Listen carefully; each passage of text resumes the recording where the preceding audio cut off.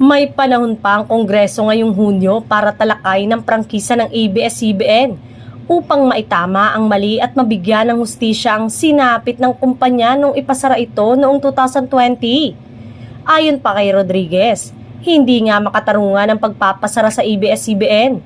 Isa si Rodriguez sa 5 kongresistang naghain ng panukala upang mabigyan ng panibagong prangkisa ang ABS-CBN, kasama sina Representative Gabriel Bordado Jr., Arlene Brosas, Franz Castro, Raul Manuel, Johnny Pimentel at Representative Joey Salceda. Samantala, walang magagawa kundi suportahan ni Pangulong Bongbong Marcos ang ehekutibo at sundin ang proseso ng Kongreso na muling mabigyan ng prangkisang ABS-CBN.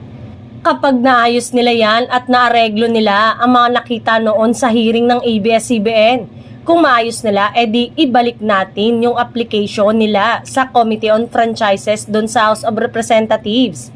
May panahon pa ang Kongreso ngayong Hunyo para talakay ng prangkisa ng ABS-CBN upang maitama ang mali at mabigyan ng hustisya ang sinapit ng kumpanya